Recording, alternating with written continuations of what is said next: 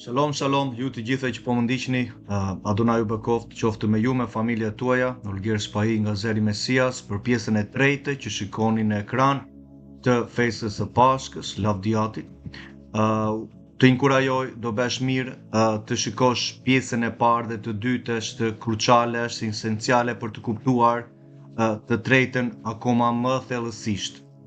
Sepse në pjesën e parë, në të dytën kam folur për shumë aspekte që i përkisnin ndryshimit të datës, çfarë ndodhi në Këshillin e Nicejës në 300-ën dhe të tjera gjëra që në këtë rast u hoqën për të përmbushur pikërisht profesinë e Danielit 7:25, kur thotë për frymën e antimesias që do vi dhe do mësandaj do heqi, do ndryshoj kohët e caktuara që janë festat e Atit, ditët e tija të shenjta që ka lënë për popullin e tij dhe ligjin e tij që për ndryshimin që kjo frymë ligësie e antikrishtit do bente dhe ka bërë shumë gjëra, siç ka ndryshuar sabatin nga të shtunë ka bërë të dielën, i njëjti këshill me mbështetjen e perandorisë romake, me beshkopët dhe bishopët që ishin të uritur ndaj pozicioneve, vendeve të tyre fetare, duke refuzuar urdhrimet, festat e Atit, datat e caktuara sipas kalendarit biblik që shkrimi thotë. Kryesisht i përcaktuar në Zanafillën 1:14 deri në 19, kur Ati filloi kalendarin e tij në ditën e 4 të krijimit, kur krijoi diellin, hënën dhe yjet, dhe fillon kalendari lavdiatit i tij i përsosur. Është një mësim më vete, e kam pothuajse gati për të përcaktuar realisht fillimin e vitit biblik, lavdiatit, por siç e shikon në ekranin tënd, festa e Pashkës qëndron në datën 8 prill, në mbrëmje, në këtë rast të 8 prillit, në këtë rast kemi Pashkën, do flasim më tej çfarë thot shkrimi, kryesisht në Eksodi 12, që është themeli i mësimit dhe shkrimet të tjera për sa i përket mënyrës se si festimit të Pashkës biblike. Jo ato gjëra që ti vazhdon ndoshta të kesh bërë apo kisha tënde bën, ato janë mënyrat që kisha katolike, sektet të tyre vazhdojnë të implementojnë duke marrë datat e një kalendari pagan të Papa Gregorit të 1582, që nuk ka të bëj fare me kalendarin e Atit. Ne nuk bazohemi në njerëz duke marrë nga idhujtaria e tyre të katolikëve që në vitet e para që në Egjipt apo në çdo observim që bënin. Gjithashtu në të njëjtën kohë judaizmi është tjetër një observim që nuk ka të bëjë me shkrimin për sa i përket kalendarit. Në Izrael sot rabinët ortodoksë hebrejnë, që është judaizmi i farisinjve sot, ata nuk kanë në këtë rast kalendarin që shkrimi thotë, sepse observojnë dhe shikojnë hënën, draprin e hënës dhe kur të jetë pjekur elbi. Gjëra të tilla shkrimi nuk na thotë. Për të observuar hënën, ato ishin mënyra që i erdhën nga Babilonia, i transmetuan dhe vazhdon të implementohen ndër traditat e etërve të tyre që shkrimi nuk ka thënë.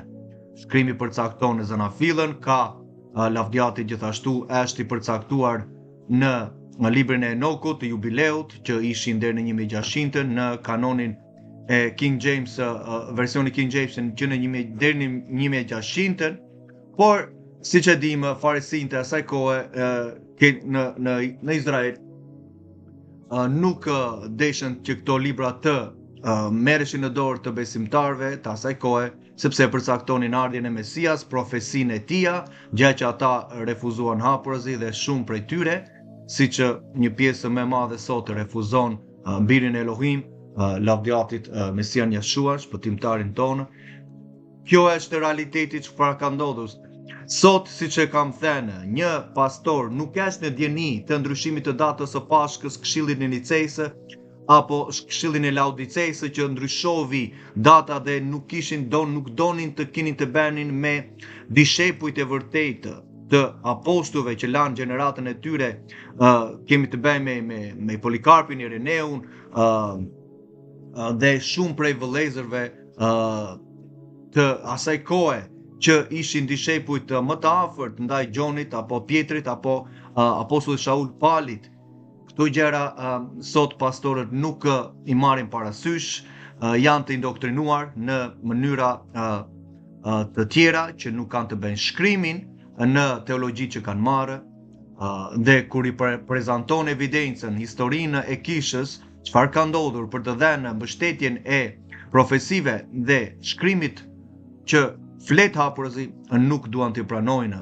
Ajo është një rrugë personale, është një rebelim që lutemi që të pendohen, të kthehen nga rrugët e paligjshmërisë, sepse kur refuzojnë ligjin që ndodhet vetë kalendari i Atit, në atë ligj janë festat e tija, janë urdhrimet e tija për jetën tonë, për jetën e drejtësi, ke të bësh me një blasfemi hapurazi, me një shkelje të ligjit të vazhdueshme. Ajo është paligjshmëria, është paudhësia që vetë Mesia adreson në Mateun 7, në atë ditë do vinë shumë domethënë, por në këtë rast do dëgjojnë disa fjalë të tjera. Unë lutem Atit që asnjëri prej tyre të mos dëgjojë, por mendja mishore refuzon ligjin e Atit. Romakëve 8:7, dhe kur nuk kemi kuptuar çfarë është ligji, Toraja, instruksionet për jetën tonë, që në fjalë të urta 4:2 Ati thotë, po ju jap një doktrinë të mirë, mos e refuzoni ligjin tim. Shko shikoje në Biblën tënde dhe dërgoj një mesazh pastorit tënd apo një vëlla, një motre. Fjalë të urta 4, vargu 1 deri në 2. Doktrina shëndoshë, ecja në drejtësi, rruga e mirë, rruga e ngushtë, që të meditojmë tek ligji i tij ditë e natë, lavdi emrit të tij, siç thoshte edhe në Jehoshua, Juzeu që thoni në 1 vargu në 9 dhe për te, Psalmi 1, Jakovi 1:25, flet të ngulmojmë në ligjin, në Toranë e Atit që është e përsosur, që të kemi mbarësi, kemi berës të ati ligji. Jakovi 1:25.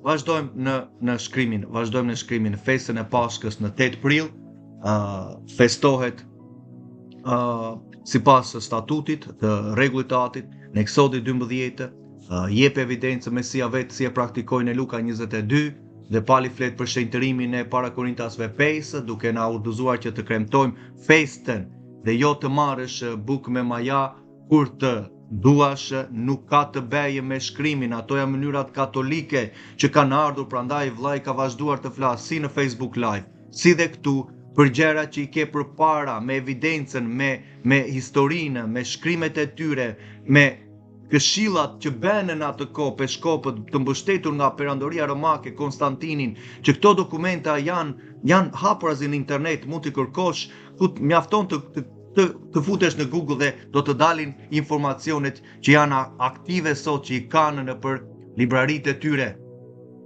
Kur nuk kemi të bëjmë me një kalendar që nuk, në këtë rast nuk është i Biblës, kalendarin gregorian me festat e tyre, me mënyrat e tyre që kanë dhënë krishterimit, duhet të vraposh për atyre gjërave.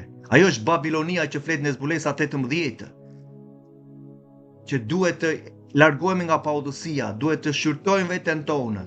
Ku jemi, gjën që ti po praktikon, a është prej shkrimi? Sigurohu një në radhë të parë, ke marrë prej shkrimit, apo ke marrë prej mësimeve që të kanë thënë njerëzit? Ke gërmuar në këtë rast në mënyrë gjenuine në shkrimi për të shikuar nëse janë të vërteta këto gjëra? Sepse siç e kam përmendur dhe e hodha edhe një postim në Facebook dhe po e ritheksoj sërish,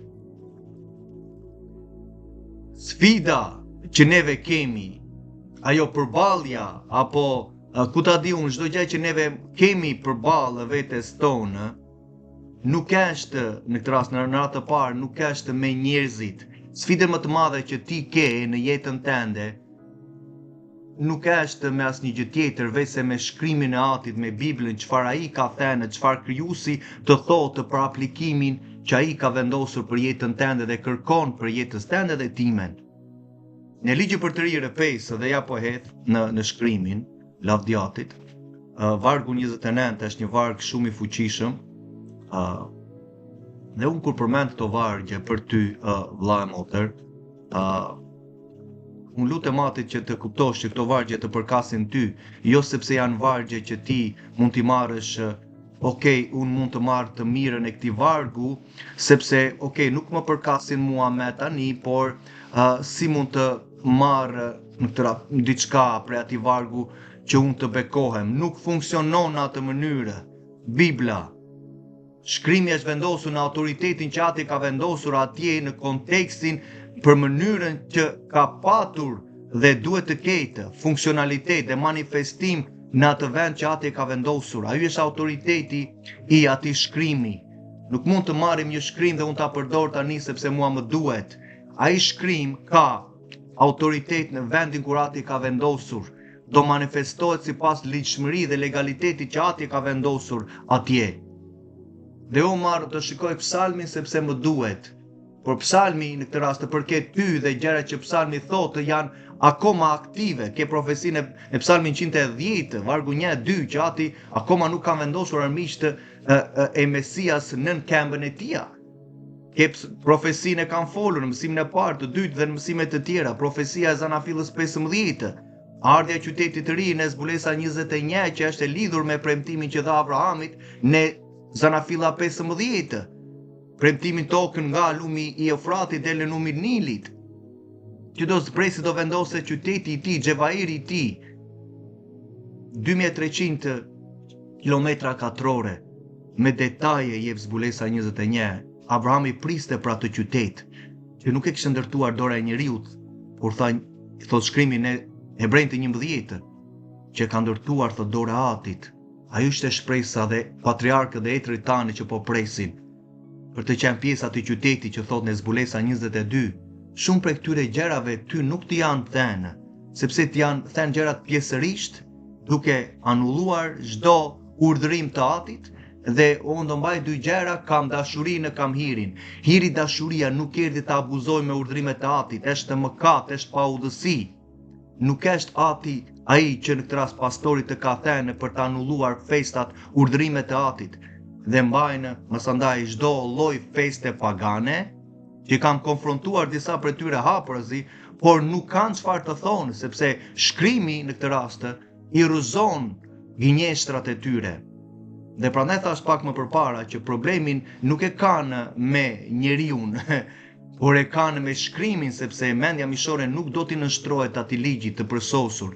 Kur sot një ashtu quajtur besimtar që është me vite në besim dhe del dhe predikon lajmin e mirë në për rrugë, nuk ka kuptuar çfarë është ligji, nuk ka kuptuar bindjen, mendja mishore të Romakëve kapitulli 8 dhe më thotë, shiko vlla, por këtu nuk kemi festat në kapitulli 8.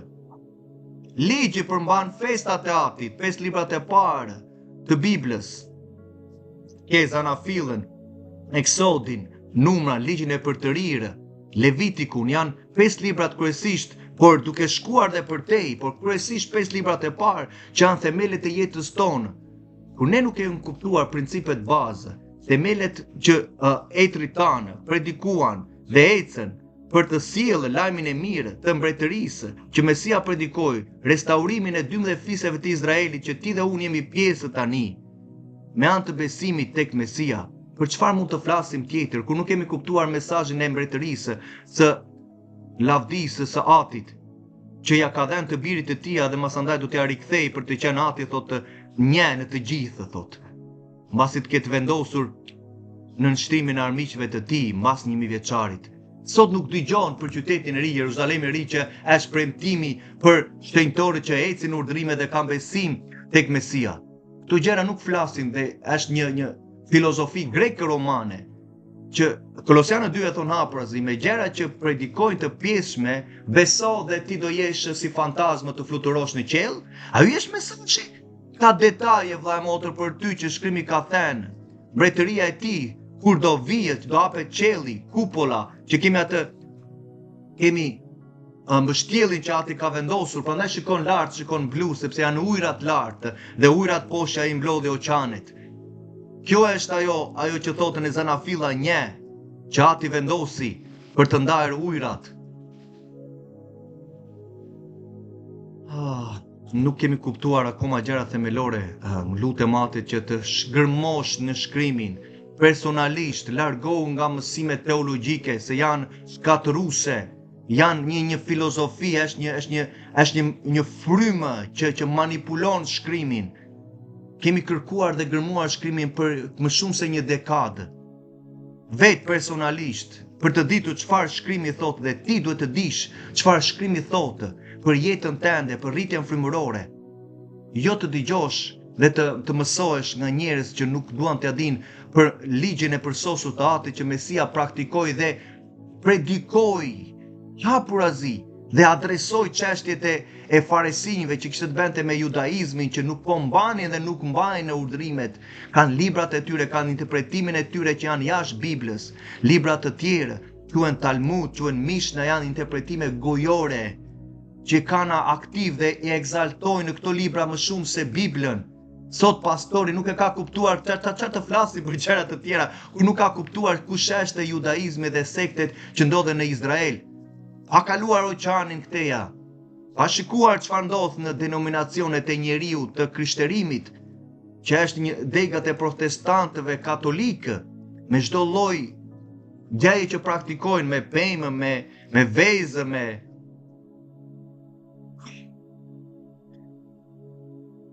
zemra time digjet kur shikoj gjëra që praktikohen dhe refuzimin që njerëzit bëjnë ndaj urdhrimeve të Atit. Çfarë të thot shkrimi në shikoje përpara teje? Çfarë thot shkrimi? Në ky libër që është pjesë e ligjit, që quhet ligji për të rirë, e ke në Bibël, është për ty, është aktiv për ty. As sikur të kishin gjithnjë zemër të tillë, të më kishin frikë, thot Ati, të respektonin tërë urdhrimet e mia, që të ronin gjithnjë në begati ata dhe bijtë e tyre, si rezultati i zbatimeve të urdhrimeve të Atit, që ne tani njohëm me anë të besimit tek Mesia, ne nuk i dinim që ishin urdhrimet. Sot neve marrim 10 urdhrime dhe i hedhim në kosh të plerave. Është hequr, por është. Vetëm kjo filozofi që ndron sot në asamblejnë për tej, kudo në çdo vend të botës. Mesia kryqëzoi 10 urdhrimet, po jo janë sepse unë nuk duhet të gënjej tani, unë nuk duhet të shikoj me epsh, unë nuk duhet që të vras. Këto janë akoma aktive, por gjithsesi Mesia i ka hequr. 10 urdhrimet është zemra e ligjit. Mesia veta në Mateu 5 që nuk ka ardhur për të shfuqizuar karakterin e Atit, është ligji i Tij, si mund të shfuqizojë i biri i Tij që Ati i dha autoritet dhe vendosur në këtë rast kryepriftin më të lartë, të përsosur, të përjetshëm. Ai erdhi për të anulluar karakterin e Atit, që është karakteri i Atit, është i drejtë, i mirë, i shenjtë, siç thotë ligji për të rirë 32, vargu 4, Isaia 5:16, Ati është i shenjtë, Ati është i veçuar, Ati është i drejtë, i mirë. Romakëve 7:12 çfarë thonë? Ligji është i mirë, i drejtë, i shenjtë. Kur dëgjoj besimtarë sot që thonë unë besoj tek Mesia, por nuk besoj tek karakteri i Atit, sepse ka një distancë, ka një ndarje kognitive që nuk arsyeton me ndërgjegja, sepse janë bërë veshët të rënduar, zemra është ngurtësuar nga mëkati. Prandaj thot në Hebrejnë të 5 që fletën në këtë rast për bindjen, për atë veprën e përsosur të Mesias, që e mori si rezultat i bindjes nga gjërat që pësoi, për të qenë autori, veprojnësi i përjetshëm i shpëtimit për të gjithë ata që do t'i binden. Sot kemi bindje ndaj priftit të Romës, të kalendarit të tyre, dhe quajnë veten të krishterë.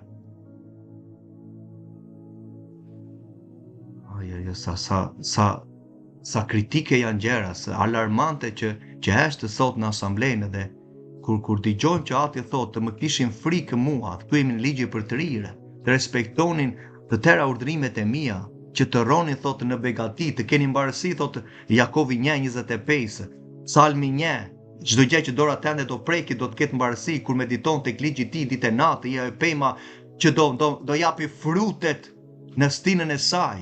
Përse? Sepse meditovi tek ligji i Tij ditë e natë, është i mirë, i drejtë, i shenjtë. Sot kur shikojmë shkrime të tilla, e quajmë të keqe shkrime të tilla, shkrimi si punë e këtija, i quajmë të keqia, sepse ligji është një barë, u kryqëzua vdekja, ishin muret e faresinjve që u kryqëzuan, që i hoqi, janë urdhrimet, ligjet e njeriut, traditat e njeriut, që Mesia i rëzovi për të bashkuar nga dy popujt, Izraelin dhe neve u bëm një. Efezianë 2, 11-18 ta thotë, Romakëve 11. Kjo është beslidhja e re. My goodness. Vazhdojmë. Elementet e Pashkës. Për sa i përket aspektit që kemi lavdiatit, për sa i përket festës së tija të veçuar. Kemi qingjin, në këtë rast që shkrimi na thotë për ngrënien e ofertën, lavdiatit që i çojmë atit në atë ditë, është një sakrificë që nuk ka të bëjë me mëkatin vlla e motër. Ty të janë të një gjëra, po përmende në këtë rast për të ngrënë mish, qenë ka për faljen e mëkateve, ne nuk po praktikojmë festën Pashkën e Atit për faljen e mëkateve. Është për të nderuar në festën e tij në mënyrën si ai e ka thënë ta praktikojmë, ta bëjmë. Kjo është çfarë shkrimi na thotë. Sakrifica e Mesias ishte një sakrificë që la jetën e tij për të afërmin, për të tjerët, dhe e bëri njëre për gjithmonë lavdiatit. Se kishte të bente masandot ta shikojmë në Hebrejnë të 8 që flet për kryepërftërinë që ishte kryepërftëria e ateshme e levitive që në këtë rast nuk mund të pastroheshin ndëgjegja e tyre nga sakrificat që bëheshin. Thot e bëri njëre për gjithmonë me edhe gjakun e tij Mesia në këtë rast, duke qenë pa mëkat dhe në këtë rast për na pastruar neve ndërgjegjet tona. Ajo është përshlyerjen, u bë përshlyerjen e mëkateve tona. Në Toranën, në ligjin, duhet të kuptosh që ka 4-5 sakrifica, janë sakrificat që bëheshin ofertat për falënderim, ofertat për festën, ofertat që bëheshin në këtë rast për aspekte të ndryshme që ligji thotë. Ndërtëtor to ishte edhe për mëkatet, që bëheshin një herë në vit, në ditën e shlyerjes, që hynte kryeprifti masandaj në vendin më të shenjtë, një herë vetëm në vit. Ato janë gjëra të tjera që në këtë rast Mesia i plotësovi ato gjëra me sakrificën e tij. Këtu kemi të bëjmë me festën e Atit. Pashka është festa e tij. Kemi kupën, vera në këtë rast, maca që është buka pa maja, që Ati na thotë, barishtet e hidhura që duhet të jenë në tryezë, larja e këmbëve, lavdiatit që duhet bërë që sot nuk praktikohet fatkeqësisht, por është ka rëndësinë e vet dhe lavdiatit siç këto janë urdhrimet e Mesias, lani këmbët njëri tjetrit. Qëndroni në Jeruzalem që të mbushen me fuqi nga lart, ishte një urdhrim i prej tij. Duani njëri tjetrin, kjo janë urdhrimet e tij. Lavdiatit. Ka shumë gjëra që Mesia tha lavdiatit që neve duhet t'i mbajmë, por Mesia nuk erdhi ta anullonte urdhrimet e Atit, nuk erdhi ta anullonte Pashkën. Po ishte një nga urdhrimet e tij siç e përmenda që merr kupën, ta marrësh kupën thot dhe bukën, më kujtoni mua në Pashkën e Atit. Ky ishte konteksti të gjithë e Lukës 22 apo në para Korintasve 5. Mesia po na thotu, bëni në kujtimin tim çfarë, kur të ngrini kupën, kujtoni mua. Sepse Pashka vazhdonte të bëheshe për vite me radhë ndër mbreza. Por një urdhrim i tillë nuk ishte, sepse ata merrnin kupën, pinin dhe hanin bukën pa maja se urdhërim nga Ati, lavdiatit gjë që neve duhet ta bëjmë. Po kur erdhi Mesia, lavdiatit tha që kjo kupë më kujtoni mua për beslidhjen në këtë rast që unë ju futa, beslidhjen e re, të verën. Kur të merrni bukën, në këtë rast ajo buka pa maja, në këtë rast është trupi im, sepse unë isha pa maja, isha pa mëkat, që majaja përfaqëson mëkatin. Dhe bëni këtë thot kur ta hani. Në këtë rast për të sensibilizuar zemrat tuaj, për të ditur atë që unë bëra në dru, në kryq, lavdiatit. Këto janë urdhrimet e tija. Këndim një himni masandaj për adhurim që është pjesë me patjetër e asaj darkës së veçuar. Është një darkë e veçuar, është një vakt i rinovimit së beslidhjes, siç e kam thënë vëlla motër që ti do bësh në Pashkën, por nuk mund ta bësh çdo mëngjes drejt darkë. Mesia praktikovi Pashkën, mbajti Pashkën atë ditë. Që ti ta mbash në kohën e caktuar, në datën e caktuar, dhe është një vakt siç thash rinovimi i beslidhjes që ti po bën. Për devotshmërinë që ti do të tregosh, prandaj flet për shqyrtimin. Pse flet për shqyrtimin? Shqyrtimin ti mund ta bësh çdo ditë, çdo mëngjes, çdo darkë, nuk duhet të marrësh bukën dhe verën për të shqyrtuar. Ajo shqyrtim kishte të bënte me Pashkën sepse është një vakt jo si gjithë të tjerët, është i veçuar, është i shenjtë. Ka të bëjë me shqyrtimin ton më të thellë, të afrimit që neve po i bëjmë asaj darkës sepse është e veçantë nga vaktet e tjera, nga ditët e tjera. ky muaj thot ati është muaj më i rëndësishëm. Ja, lavdiatit po se e kam këtu përpara, por po meditoja në zemrën time në Eksodi 12. Ky muaj do të jetë për ju muaj më i rëndësishëm. Do të jetë për ju muaj i parë i vitit. Si e llogaritin masandaj sot pastorët marrin data që nuk janë biblike dhe masandaj vazhdojnë me atë ritualin katolik, çikë bukë kështu se çfarë me maja se ç'janë, okay, çikë leng rushi, leng ta di unë, apo siç kemi pasaj mënyrat tona. Vlla, më jep se nuk kisha vajin në këtë rast që mbaj vajin që mund të mbaj një drejtues me vete, vaj që për lutjen që thot shkrimi që të rrisnin pleqët e kishës, vlla, më jep pak vajin. Më sjell vaj lini. Vaj lini? Brenda në kishë, vaj lini. Nuk kemi kuptuar që të paktën duhet jetë vaj ulliri, megjithse ka një recete për vajin e vajosjes, që është për shërbesën që ati thret për dike, apo për shërim, kur i vajosin njerëzit për shërimin e tyre. Është të paktën vaj ulliri me gjithë esencialet masandaj që ka vendosur kanelën që janë pjesë në këtë rast që mbahet vetëm ai vaj i përgatitur nga kryesia. Më sill vajin e linit. Vaj linit. Vaj misri ndoshta, apo këta di unë, çfarë vaj tjetër. Masandaj flasim për gjërat frymërore. Nuk kemi kuptuar bazat e të operuarit në kishë, themelet. Prandaj këto janë mënyrat e njeriut dhe thash në këtë rast të njëjtën shëmbëltyrë të ngjashme siç bëjnë sot me Pashkën e tyre që nuk ka të bëjë fare, ajo është një komunioni katolik. Prandaj ke Krishtlindjen në këtë rast kur nga ana në anglisht do thot Christmas, masa e Krishtit. Masa e Krishtit, që e morën katolikët dhe e vendosën datën 25 dhe ja dhanë. O kështu do bëjmë, siç bënin hynit e tyre, të informohemi dhe të bëjmë siç bëjnë ata, okay, do marrim ne pemën, siç bënte Nimrodi, siç bënin popujt në atë kohë adhurimin e pemëve, okay, do t'i bëjmë dhe ne, do t'ja vëmë emrin, okay, 25 dhjetor, në atë ditë adhuroshe dielli, okay, adhuroshe lindja e diellit, Nimrodi që e quanin Zotin e diellit, okay, do ta adhurojmë atë, do vëmë pemën. Çfarë thot shkrimi? Mos ngri asnjë pemë në altarin tim që urrej, ligji për trirë 16, 21, 22. Zakonet e popujve janë kotësi, janë ligësi. Leri thot në këtë rast profeti Jeremiahu në kapitullin 10. Mos bëni siç bëjnë njerëzit, ngrenë një pemë e presin në pyll, vendosin ardhe argjend edhe që mos lëvizi. Siç bëhet sot, por nuk ke nevojë sot të shkosh në dyqan, e ke të përgatitur, nuk ke nevojë të presësh dëllinjen apo pishën dhe ta sjellësh në shtëpi, siç bën bota. Praktikat pagane nuk duan t'ia dinë për festat e atit.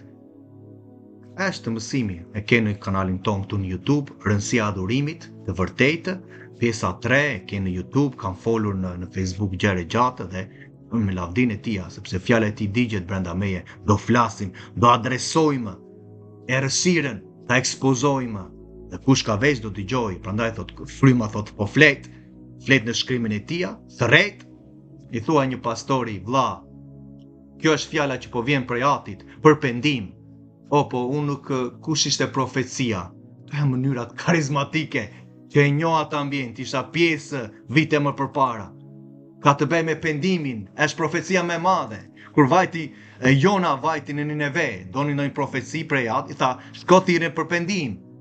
Jo, po vlla, unë nuk e kuptoj mesazhin. Qartë, ktheuni nga rrugët e tuaja të liga.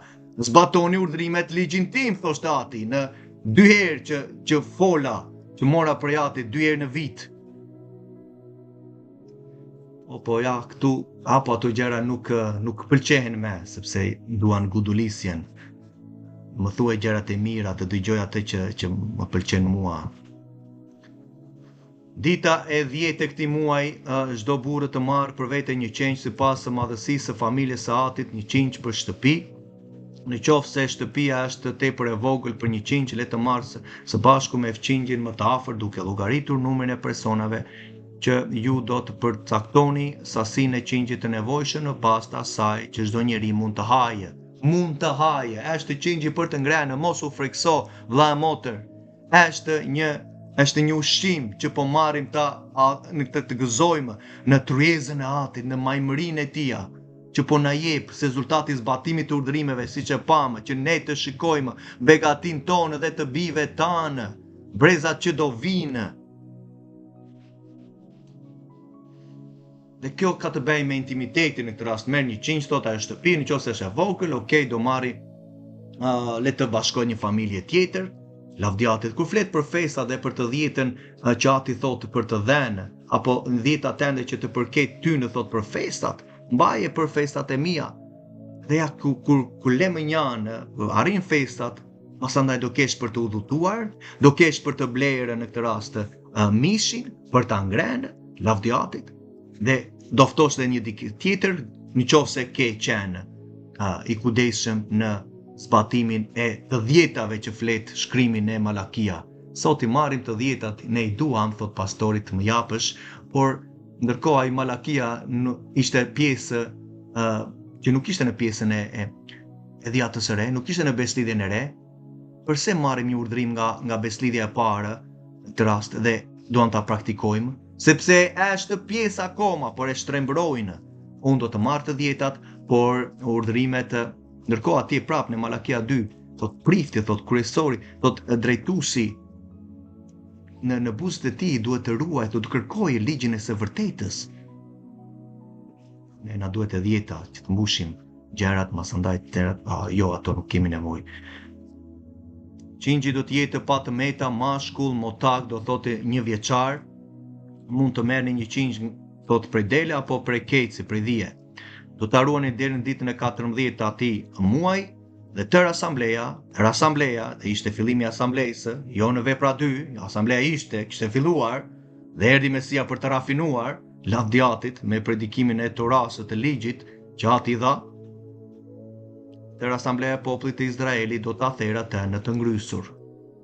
Kur kemi këtë YLT, që është Young Literal Translation, që do thotë përkthimi literal i Youngut, personi që në këtë rast e ka marrë, siç është realisht nga përkthimi hebre, do thotë që kur flet që qingji duhet të theret në të ngrysur, midis 2 mbrëmjeve, do thotë mbrëmjes së 13-ës fillon 14-ta, sepse në mbrëmjen e 13-ës, ditën e 13 të muajit të parë biblik, fillon 14-ta sipas llogaritjes së ditës biblike, dhe mbrëmja masandaj e asaj ditës së 14, Mesia për shembull u kryqëzua në orën 3 të 14-ës, dhe prandaj thot shkrimi, do ta shikojmë më vonë që thot shkrimi kur u ngrys, ai ul për të në këtë rast mbajtur Pashkën me dishepujt. Kur u ngrys, sepse duhet të hynte dita e 14,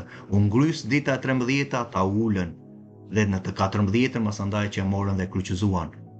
Por ishte kur u ngrys, kishte hyrë në këtë rast perëndimi, kishte hyrë perëndimi i diellit dhe fillovi dita biblike që fillon në perëndimin e ditës së kaluar. Për sabatin fillon në të premten, në perëndimin e të premtes fillon dita e shtunë, e mbaron në perëndimin e asaj dite të shtunë të nesërmen, sipas llogaritjes biblike. Do ta thënë atë në të ngrysur midis 2 mbrëmjeve, dhe ja se thot leksikoni në Strong 61 53, fjala në hebraisht është ereb nga leksikoni i Gesenius, thotë në këtë rast për fjalën thotë mbrëmje, por më vonë thotë masandaj po ta shikosh nga anglishtja between the 2 evenings, që përmenden në Eksodi 16 12, dhe ja ku e thotë më tepër masandaj kemi Brown Driver Briggs leksikonin e Brown Driver Briggs, kemi shkrimin që thotë fjala ereb me frazë të dyfishtë, thotë që ka të bëjë thotë midis 2 mbrëmjeve, do të thënë me shumë mundësi midis perëndimit të diellit, të ditës në këtë rast të asaj 13-ës që fillon 14-ta, dhe mbrëmjes së errësirës në këtë rast të mbrëmjes së ditës 14, dhe thotë shiko pamjet e tjera të dhëna plotësisht, thotë përndryshe shikoj Eksodin 12:6, atë që kemi neve si kontekst, ja ku kemi 12:6 lavdjatit, që shpreh thotë për sa i përket mënyrës kur duhet të therrur në këtë rast qingji, për të ngrënë vëlla e motër, është për të ngrënë, jo për gjëra të tjera. Do të hani mishin e pjekur vargutet në zjarr, po atë natë do të hani atë me bukë pa maja dhe me barishte të hidhura. Këto janë urdhrimet e Atit, që Mesia praktikoi për 33 vjet. Në Luka 2 thotë që çdo vit shkonte me familjen në Jeruzalem për të praktikuar Pashkën e Atit, të Tija, që është Ati tent dhe timi bashkë. Nuk do të hani fare mish të gjallë, thotë. Prandaj ja ku ke veprën 15, mos hani gjakun, thotë. Apo të zjerën në ujë, por të pjekur në zjarr me kokën, kjo është shumë e rëndësishme, me këmbët dhe me të brendshmet. Tani, vëlla motër, me kokën që në të rast është rjepur normal, dhe këmbët, dhe me të brendshmet e ka fjalën për organet që janë të mira, që është zemra, mushkëritë, në të rast mëlçia, veshkat. Jo me stomakun, jo me në këtë rast me temthin apo gjëra të tilla, ato hiqen, pastrohet, por lihen të brendshmet që janë të mira, lavdjatit. Dhe nuk do ta lini asnjë mbetje deri në mëngjes, të mëngjesit në këtë rast të ditës së 15. Çdo të mbetet deri në mëngjes do ta diqni në zjarr, atje ku në këtë rast e poqe thot, do të hani në këtë mënyrë i ngjesus sandalen e mbathur me bastumin tuaj në dorë, do të hani me nxitim se është Pashka e Jahve. Tani, shumë persona duan ta praktikojnë siç e mbajti në këtë rast Izraelin atë mënyrën atë ditë të veçuar, për sa i përket të vishesh në këtë mënyrë. Mund ta bësh në atë mënyrë, të kesh veshur sandalet, të kesh bastunin tënd në dorë. Tani këto mund t'i shikosh ti në bazë të bindjes së frymës që të jep. Por janë urdhrimet e Atit, kur Ati thotë do të hani në këtë mënyrë, për sa i përket thotë asaj shtëpisë, thotë ajo ditë do të jetë për ju një ditë për t'u mbajtur mend, dhe do ta kremtoni këtë festë kushtuar Jahve, lavdjatit, do ta kremtoni në përkohëra, brez pas brezi, si ligj të përjetshëm, është një ligj i përjetshëm. Kur Ati thotë në këtë rast mënyrën si neve duhet të hamë të Pashkë, është një ligj i përjetshëm që Mesia e praktikoi me apostujt. Kemi apostujin Shaul në Veprat 21 që çon sakrificën e tij për në këtë rast për pastrimin që ai në këtë rast duhet të çonte ofertën që qethi flokët për betimin e Nazareut, që e akuzuan padrejtisht që ai në këtë rast do ta shikojmë më vonë, të tjerët që nuk besonin tek Mesia e akuzuan sikur ai po predikonte kundra ligjit. Jakovi thot, vlla, merr këta 4 njerëz. Shikoje në Veprat 21, sepse kur i thesha pastorit, shikoje Veprat 21 që është e lidhur me Veprat 15, që po miqësonin, mbasi u dhan 4 gjërat fillimisht në Këshilli i Jeruzalemit, të shkonin ku? Në sinagogë çdo sabat, sepse predikoshe Mojsiu. Do thotë që do shkonin në sinagogë, ishte miqësia e jo hebrejve që kishin ardhur në besim, të shkonin të miqësonin me judenjtë, lavdjatit, për të mësuar gjërat e tjera, sepse Mojsiu predikoshe çdo sabat. Këto vargun me njerë kalonim, jo, nuk dua ta shikoj atë varg, mjafton vetëm një varg, o ja, këto 4 gjërat. Por çfarë thotë shkrimi, konteksti, ku ishte konteksti në vargu 1 e Veprat 15? Ishte në këtë rast shpëtimi me anë të veprave, që donin të futin në një sektin e tyre, që kishte lidhje me Galatasët, lavdjatit, që tema e Galatasëve ka të bëjë me shpëtimin, vulosjen e frymës së shenjtë me anë të besimit, dhe jo në këtë rast në judenjtë që donin të mbureshin, se në këtë rast mund të rrethpreshe një person, dhe e bënin në këtë rast që tani rrethpreu të shpëtohesh. Ai ishte konteksti dhe grindja dhe ai diskutimi që ndodhi si në Galatasëve, që Pali thot, ky është një ungjill tjetër. Nuk marrin vulosjen e frymës së shenjtë me anë të bërë së rrethprerjes. Rrethprerja është një nga urdhrimet e Atit, por nuk mund të bësh për shpëtimin, për vulosjen e frymës së shenjtë, sepse anullon kryqin, po thoshte. Ky ishte konteksti që sot një pastor nuk merr parasysh kontekstin, nuk merr parasysh mënyrën e si të shpëtuarit dhe gjatë kohës çfarë duhet të bëjmë. Në nuk mbarovi sepse ti dhe unë besuam. Do ta kremtoni Pashkën e Atit si një ligj të përjetshëm lavdiatit. Ja të shikosh çfarë po gjithashtu çfarë po thuhet dhe çfarë shkrimi thotë në para Korintasve 1:5 lavdiatit. E para Korintasve 5, më fal. Konteksti siç e shikon dhe unë e kam shkruar i shkruaj këto gjëra jo sepse në këtë rast nuk i dim të themi me gojë vëlla motor, por i shkruaj që të kesh fokusin që ta shikosh për çfarë po them. Konteksti që shkrimi thot në para Korintasve 5 kishte të bënte me veçimin, pastrimin, shenjtërimin, që thotë në këtë rast vetë apostulli Shaul thotë që tani ti mund të pastrohesh me anë të rrëfimit të mëkateve tënde, në atë thotë ta bësh atë ekzaminimin e në atë ditën e Pashkës ta heqësh majan e vjetër, sepse thotë tani ke një kryeprift që ai në këtë rast çovi më përpara thotë veten e tia si sakrificë që tani ti mund të kesh akses për faljen, për pastrimin e paudhësive tënde dhe timen thotë. E ka fjalën për e para Gjonit 1:9, ku ne rrëfejmë mëkatin që është shkelja e ligjit. Atëre thotë me që kemi ndërmjetësuesin tonë Mesian Jashuan, që ai dha veten e tij si sakrificë, tani ne mund të kemi akses para fronit të Atit, kemi hyrje në fronin e Atit për faljen, për pastrimin tonë, sepse duhet të kalosh nëpër një kryepriftin siç ligji kërkonte dhe kërkon akoma. Prandaj në këtë rast kemi kryepriftin më të lartë të përsosur të përjetshëm Mesian Jashuan, siç e kishin ata Aronin dhe brezat që vijuan, sepse ishte me anë të kryepriftit që shkonin, masandaj që një besimtar mund të shkonte tek Ati, shkonte nëpërmjet kryepriftit për faljen e tij të mëkateve. Ky është konteksti i para Korintasve 5. Thotë mburja juaj nuk është e mirë. A nuk e dini se pak maja e mbrun gjithë brumin? Në këtë rast thot pak maja, mëkatin thot, që paraqet majaja, e prish thot të gjithë brumin dhe masandaj brumin mund ta marrim kontekstin e asamblesë, prandaj nuk duhet të jetë një mëkat i vazhdueshëm në asamble dhe themi unë jam pjesë e kësaj asambleje apo bashkësie. Duhet të pendohemi nga krenaria, nga majaja jonë, që ta heqim dhe të përulemi përpara Atit, sepse ligji për 17 ka pasoja thot.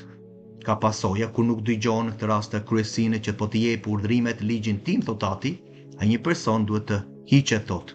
Nëse nuk e heq ai majanë, masandaj duhet të largohet. Prandaj thot në Mateu që në këtë rast kur ka diçka, një grindje apo një mëkat midis dy besimtarve, shko thot fillimisht tek ai vetë. Në qoftë se pranove thot edhe fitove vllajën apo motrën. Në qoftë se refuzon thot, është kryenar akoma thot, merr një dëshmimtar. Në qoftë se refuzove dhe dëshmimtarin 1 apo 2 thot, që ti i solle, atëherë shko ku? Në kryesia. Në qoftë se refuzovi kreun e kishës, masandaj thot ai është pagan thot, është i larguar në këtë rast është nuk është pjesë e asaj asambleje. Në qoftë se do pendohet, mund të afrohet sërish.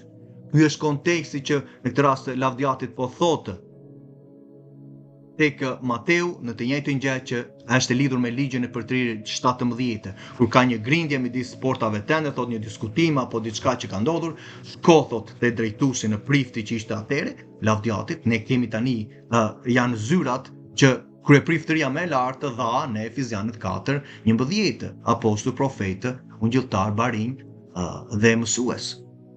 E njëjtë kontekst e ligjit për të rirë 17. Hiqni pra majan e vjetër që të jeni një brum i ri, siç është në këtë rast të thot pa maja. Sepse Pashka jonë, që është Mesia, u fliua për ne, që ne tani të kemi akses thot lavdiatit për të shkuar dhe për të bërë ekzaminimin tonë, shqyrtimin tonë thot.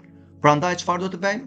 Le të kremtojmë komunionin katolik, le të kremtojnë festën, Pashkën e Atit, jo me mënyrat e vjetra, me majan e vjetër, jo me mosfaljet, jo me krenarit, thot me mishin, por në këtë rast thot as me majan e ligësie dhe të keqësisë, por me bukën pa maja. po e thot nga ana shëmbëltyrës apostulli Shaul ishte hebre, ishte njeri që praktikonte ligjin dhe e donte dhe thot Veprat 21 që Jakovi thot vlla, unë e di që ti ecën bindur ndaj ligjit. Vargu 23. Ta festojmë me bukën pa maja të sinqeritetit dhe të vërtetës së zemrës tonë.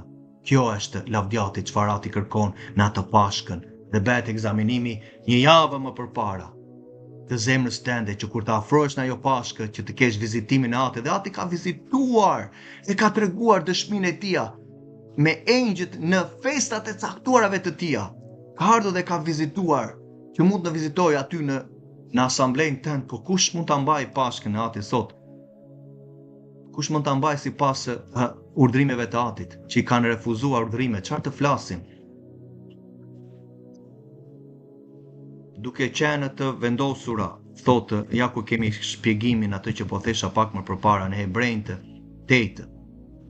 Duke qenë të vendosura këto gjëra, priftërinë të hyni vazhdimisht thot në tabernakullin e parë për të kryer shërbesën hyjnore, kur ishte në shkretëtirë tabernakulli. Hynin kush? Priftërinë për të kryer shërbesën e tyre, por në të dytin, kishte dy kompartamente, ishte e para që hynin priftërinë, që ishin bijtë e Aronit, por vetëm kryeprifti mund të hynte një herë në vit, jo pa gjak, të cilën e ofronte në radhë të parë për veten e tij, dhe pastaj thot gjithashtu për mëkatet e popullit që ishin kryer në padije. Në këtë mënyrë, fryma e shenjtë, thot apostulli Shaul Pali, donte të tregonte se udha e shenjtores ende nuk ishte shfaqur. Në këtë rast, ajo tabernakulli që u ndërtua, mënyra apo kryepriftëria, shërbesa hyjnore e asaj kohe, në këtë rast tregonte për gjërat që do vinin lavdjatit, sepse ajo shërbesë hyjnore ishte paraqitur dhe ishte në funksion dhe në harmoni sipas në këtë rast shërbesës që ishte në qiell, tabernakulli që ishte në qiell, që thot shkrimi që tha Mojsiut, ndërtohej sipas çdo parametri që unë po t'i jap sepse është shëmbëtyra e saj në qiell, lavdjatit. Në këtë mënyrë, fryma e shenjtë donte të tregonte se udha e shenjtores nuk ishin ende shfaqur, mbasi ende po qëndronte tabernakulli i parë, i cili është një shëmbëtyrë për kohën e tanishme, dhe donte të tregonte se dhuratat dhe flijimet që jepeshin nuk mund të benin të përsosur në ndërgjegje ke atë që kryente shërbesën hyjnore. Kush ishte? Ishte në të rast kryeprifti. Sepse kishte të bente vetëm me ushqime, pije, larje të ndryshme, urdhërime në këtë rast mishi të impunuara deri në kohën e ndryshimit të kryepriftërisë.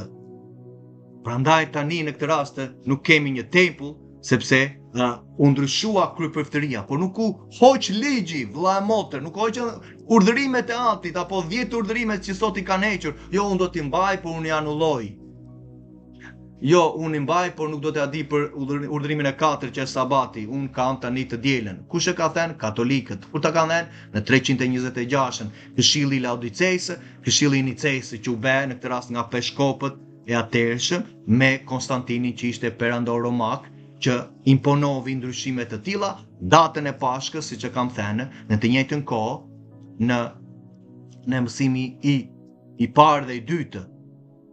Por mund ta shikojmë sërish, mund ta shikojmë shpejt e shpejt sepse janë të rëndësishme për të shikuar, sepse çdo gjë që deklarojmë nuk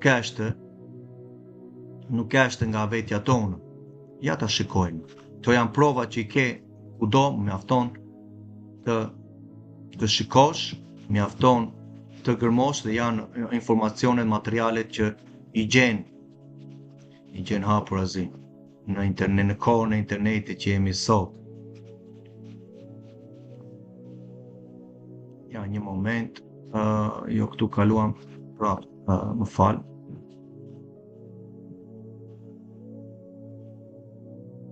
Ja, lavdjatit po, ja, te që po thesha, pak më përpara. Konstantini në 325-ën mbas vdekjes së Mesias, duke thotë Konstantin ishte perandori romak që ishte lidhur me peshkopët, me katolikët ortodoksë në atë asaj kohe, me priftërinë të asaj kohe. Duke se kisha thotë e Sirisë dhe Mesopotamisë vazhdojnë të ndjekin zakonet e hebrejve dhe të festojnë Pashkën në ditën e 14 të muajit të parë të Henës, që thuhet Hena është muaj. Në qoftë thotë të dielën apo jo, nuk e po e bëjnë të dielën thotë, por shikojmë që ata po e festojnë Pashkën në ditën e 14 thotë. Të gjitha kishat e tjera respektuan solemnitetin vetëm e të së dielës. Ja ku ke transferimin nga dita 14 e muajit të parë që mund të bjerë në këtë rast ditët të javës, siç është të martën këtë vit, lavdiatit, dhe varet në bazë të ekuinoksit pranveror dhe bëhet llogaritja në këtë rast e kalendarit biblik. Ktu kemi njerëz që shikojnë që besimtarët e vërtetë po ndiknin sipas urdhërimit të Atit. Lavdi emrit të Tij. Zakonet e hebrejve, judaizëri quanin këta, dhe prandaj shikon të njëjta terma që përdoren sot nga protestantët dhe përdorin të njëjtat fjalët e katolikëve, por të ndjekësh datën e Atit, Pashkën e Atit në ditën e 14, që kanë në këtë rast zakonet e hebrejve që këta nuk donin të ndiqnin. Nuk ishin zakonet, ishte urdhërimi i Atit që ata hebrejt të po ndiqnin. Kjo është gjëja që sot nuk kuptojnë një besimtar. Dhe ja ku ke të njëjtën fjalor, të njëjta deklarime që dëgjon sot masandaj me të zbatuar urdhrimet festat e Atit, ju jeni të judaizmit. Judaizmi ishte anulluar urdhrimet e Atit, Mateu 7, Marku 7, Mateu 15, Mesia erdhi i adresoi çështjet, kishin anulluar urdhrimet e Atit, ju hipokritë, keni anulluar urdhrimin e Atit për traditat e hetërve të tuaj, dhe ishin traditat masandaj që ishin të shkruajtura në Talmudin, që është libër më vete, Mishna, që është në tjetër, këto janë interpretimet e tyre. Kur lexojnë shkrimin e Dhjetën e Vjetër, që nuk kanë pranuar akoma Mesian, normal që nuk mund të shpëtohen, lexojnë në këtë rast Dhjetën e Vjetër dhe bëjnë dalë të vend ta shikojmë filan mësues rabi në Mishna, në Talmud, thot për këtë varg. Urdhrimet e njerëzve, traditat e tyre që Mesia thot, në këtë rast ju keni anulluar urdhrimet e Atit dhe mbani pozicionet, por zemra tuaj është larg, dhe thot. Këto janë gjëra që kanë ndodhur, vëlla motër. Ja një tjetër rast në 325-ën mbas Mesias, mbas vdekjes së Tij. Pasi u diskutua për këtë temë, u dekretua që të festojnë Pashkët të dielën në të njëjtën ditë që ishte kush? Praktika e Romës. Ne e përjetësojmë në të gjitha epokat e ardhshme kremtimin e këtij riti, duhet ta bëjmë brez pas brezit, thotë Konstantini. Ky ishte këshilli i parë i Nices, i Nikeas, dhe ke 7 këshillat ekumenike në 114, mund të jetë libri apo faqja. Është prezent në librat e tyre çfarë kanë ndryshuar. Prandaj thash Danieli 7:25 ndryshuan kohët e caktuara. Është fryma e Antikrishtit, fryma e ligësisë e Satanit në këtë rast, që ka bërë gjëra të tilla që sot do praktikojnë të dielën, ta shoqëtojnë Pashkën në kishën tënde. Ja ku kanë marrë dekretin. U dekretua që të festohej Pashkët kur të dielën. Në të njëjtën ditë që ishte praktika e Romës, jo praktika që bëhej në këtë rast në Izrael, që po mundohenin t'i bënin dhe në mënyrën e mirë të mundshme Ati kërkon urdhrimet si ty dhe mua. Dhe sot më njëherë kur themi të zbatojmë urdhrimet, po ja ti i zbaton në mënyrë të përsosur, po kush tha se që kemi të përsosur? Por ta anullosh urdhrimet e Atit në këtë rast është ligësi, po të kërkosh me zemër në të mirën të mundshme të ditës të praktikosh urdhrimet e Atit. Ajo zemra që mund të gëzosh Atit, sepse ky birim, ky bija ime, po përpiqet të praktikoj urdhrimet e mia, duke qenë tani të shpërndarë në diasporë, si thotë shkrimi. Ligji për 30 akoma nuk është përmbushur, profesia që Ati thot do t'ju mbledh nga të gjitha kombet për të çuar në tokën time. Dhe në këtë rast popull që kanë mbetur masandaj do vinë të praktikojnë festat e mia në Jeruzalemin e ri, në 1000 vjeçarin, që drejtuesi tënd nuk t'i ka thënë këto gjëra. Vazhdojmë tek shkrimi. Ke evidencat përpara, vlla e motër, dhe e pe sa hapurazi e ke shkrimin me çfarë të kanë hequr në kohët me nga njerëz që nuk doni të adini për urdhrimet e Atit. Konstantini adhuronte diellin, ishte një adhurues dielli, prandaj shikon praktikat katolike me gjithë atë diellin beari që kanë ato gjëra, që ajo ar po të shiteshe. Sa njerëz mund të hanë bukë. Me gjithë Ferrarit apo Lamborghini që hynë e dalin në Vatikan me çdo lloj praktike ligësie që i bëjnë brenda. E ke parë ndërtesën e tyre? E ke parë ndërtesën? Ndërtesa me formën e gjarprit. Me brenda të hapur me dhembët, me sytë, brenda në sallën e tyre të madhe papore që kanë, dhe nga jashtë është forma e gjarprit me dy sy këte anash. Ka postuar, mund ta shikosh në internet, klikoje. Në Romë ke. Ata po të drejtojnë kalendarin dhe po ja japin pastorit tent. Lutem Atit që na hapen sytë e mendjes tonë të shikojmë urdhrimin që është i vërtetë, i mirë, i drejtë, i shenjtë. Ligji i Atit është i përjetshëm, lavdi Atit. Nëse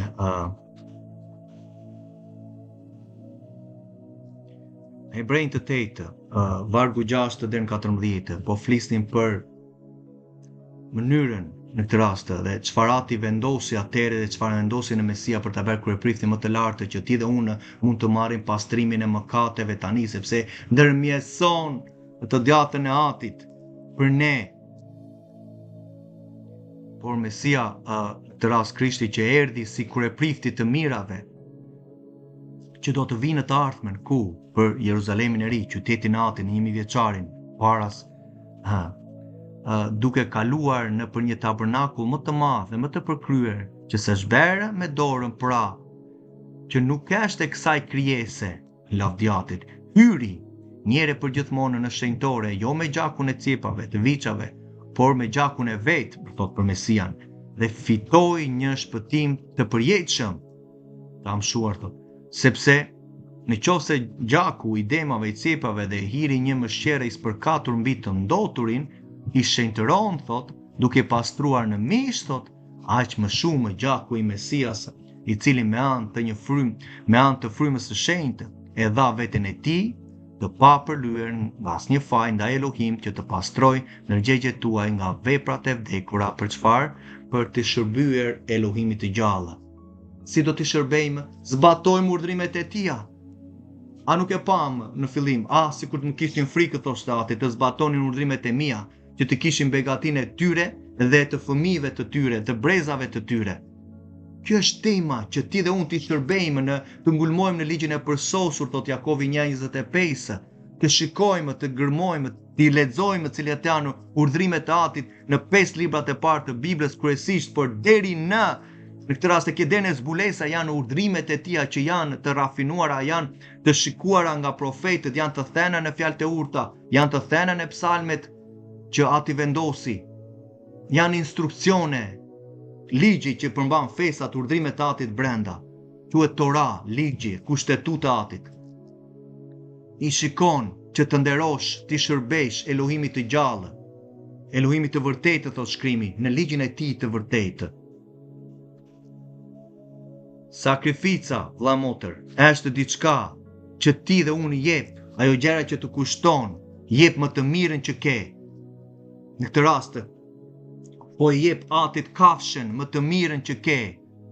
Në këtë rast, si thot dhe shkrimi që thot ai mashkull, në këtë rast kur ishte një mashkull i shëndetshëm, do ta linje mënjanë, merr një mënjanë që të jep të prodhonte masandaj dhe të kuqëzosh apo të kishte shumimin, dhe të kishte një trashëgimi, të prodhonte trashëgimin të shëndetshme në atë kope, në atë gjenealogji, në atë brez.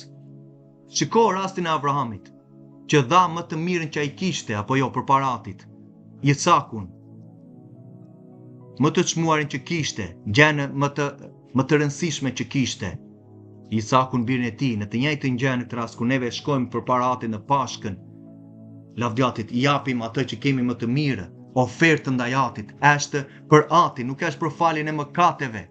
Avrahami që po jepte, nuk po jepte për faljen e mëkateve të tija. Ishte llogaritur tashmë drejtësia e tij kur i besoi atit, thot shkrimi. Por në këtë rast ishte për të praktikuar në këtë rast besimin, atë drejtësi që ai në këtë rast kishte dhe ati pretendonte dhe pretendon prej meji, sepse ai që praktikon drejtësinë në para Gjonit 3:7 thotë është i drejtë.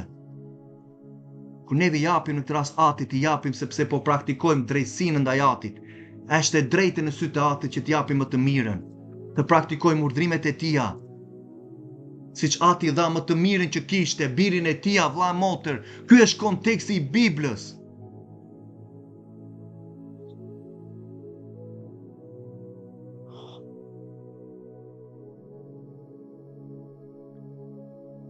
Nuk e lexojmë shkrimin, jemi akoma në qumësh, si mund të flasim për gjëra të tilla, i bashkojmë, i përzijmë të tëra, i marrim të tëra në një legendë. Shkrimi duhet të ndahet në kontekstin që sot nuk praktikohet në asamble. Me të marrë një varg, ndërtojmë 2-3 pika dhe ecim përpara. Ajo që ka konteksti, po dalë më vlla, se ja ku thot konteksti, thosha tjetrit. Jo, nuk konteksti i vepras 15 është me veprat 21. Ka të bëj me shpëtimin, ka të bëj me praktikën e drejtësisë, ka të bëj me rrethprerin që është një nga urdhrimet e atit që neve ta zbatojmë, është një ligj i përjetshëm, ja dha Avrahami si shenjë drejtësie. Jo, ja, me të shikuar rrethprerin mendojmë për shpëtimin. Do t'i shikojmë ato vargje, nuk ka të bëj me shpëtimin. Ishte përdorur nga judaistët atëre, si mënyrë për të futur në një sekt, për të mburrur në mish, thoshte Pali. Nuk ishte të bënte fare me urdhrimin e atit, sepse ka urdhrimi që ti dhe unë mbajmë si dëshmi dashurie në zemër që kemi ndaj atit. Ke dashuri për atin tënd. Në qoftë se ke dashuri për atin tënd, i zbaton urdhrimet e tija dhe nuk bën pyetje, si mund të pyesësh krijuesin për urdhrimet që ai ka dhënë. Vazhdojnë ta pyesin pastorët tënd apo drejtuesit që të kanë mësuar me mësime doktrina të rreme. Dhe ti bashkohesh me ta? I verbri drejton të verbër dhe të dy bie në gropë? Të kesh një zemër për atit, nuk pyet se urdhrimet e tija nuk janë të rënda, e para Gjonit 5:3. Është dashuria e sinqertë që bën ndaj atit. Ka një nivel bindje, jam shumë i sigurt, ka nivele të ndryshme bindje, ka nivele të ndryshme në ecje në besimin, por aman ngulmon në të mirën e mundshme të asaj urdhrimi që në këtë rast që po e kupton në atë mënyrën tënde. Po jo ta refuzosh me njëherë. Je në mendje mishore në atë mënyrë. Është të ecësh në vdekje në atë mënyrë. E thot Fapërzi, Romakëve 8. Mendje që është kontrolluar nga mishi prodhon vdekje. Nuk i nënshtrohet ligjit të atit, nuk i nënshtrohet urdhrimeve të atit, nuk i nënshtrohet festave të atit, po të thotë.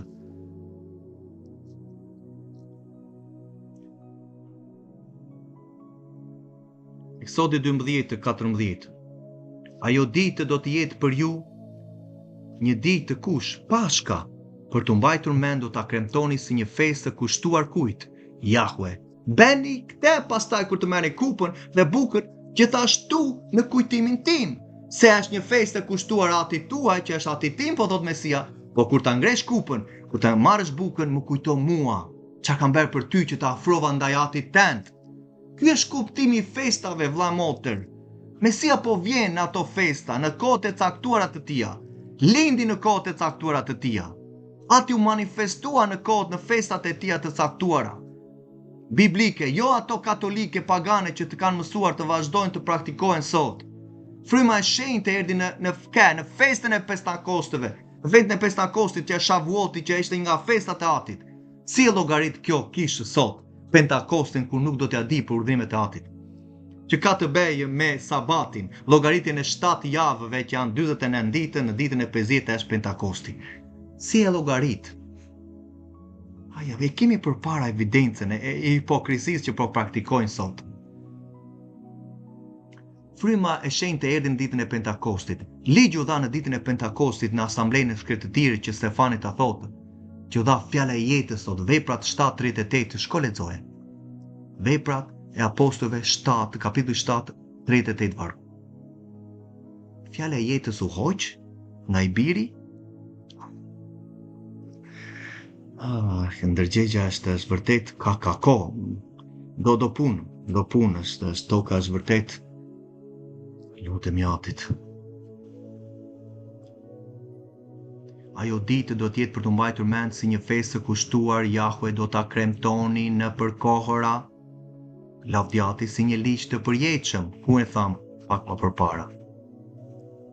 Në njëjtën kohë, Jahue do ta kremtoni një ligj të përjetshëm, atë që tham pak më përpara. Sepse Jahue do të kalojë masandaj siç goditi egjiptasin, ishte për ata që në këtë rast duhet të vendosnin gjakun, vëlla motër, që Ati të shikonte gjakun. Këto gjëra në këtë rast, siç i shikon që Ati thotë, për të kremtuar fesin si një ligj të përjetshëm, është për ty dhe për mua, por ne tani unë personalisht nuk vendos gjakun gjëra të tilla. Unë do ha pashkën me vëllezërit e motrat që kanë një dashuri për Atin. Në këtë rast nuk kam akoma dëshmi që të vendos. Ajo ishte për Izraelin, lavdjatit. Ishte për atë ditë dhe masandaj që u kremtua festa e Pashkës në Shajlo, në Shilon, në këtë rast me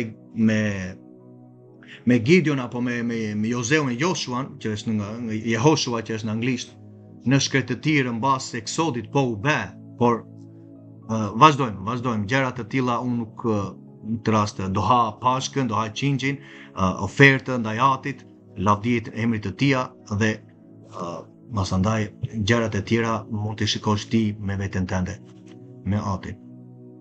Zbatoni pra këtë porosi, një porosi të përjetshme dy herë po e përmend fjalën e përjetshme, si në vargu 14, në këtë rast duhet ta kremtojmë lavdjatit, ta kremtosh si një ligj të përjetshëm, një ligj i përjetshëm që nuk e heq dot njeriu, është i përjetshëm, është për gjithmonë po thotë. Do ta mbajmë në 1000 vjeçarin, vëlla e motër, Isaia 66, po ta thot haprazi, po ti shikojmë më vonë shkrimin. E kam thënë në mësimi i parë, dytë, bën mirë ti shikosh. Pjesën e parë, pjesën e dytë. Zbatoni këtë pra si një porosi të përjetshme për ju dhe për bijtë tuaj, lavdjatit. Prandaj thoshte Ati pak më përpara që asikum të kishi frikë mua, të zbatoni urdhrimet e mia, që do kishin begati për veten tuaj dhe për bijtë tuaj. Thot, mësojani këto urdhrime, thot. Kur bijtë tuaj do të pyesin ç'kuptim ka ky rit në këtë rast për ju do t'i përgjigjeni dhe ti do t'i përgjigjesh në këtë mënyrë, që kjo ofertë, ky flijim që në këtë rast e therja, në këtë rast që ka të bëjë me ngrënien e mishit, nuk ka të bëjë me faljen e mëkateve, vëlla motër.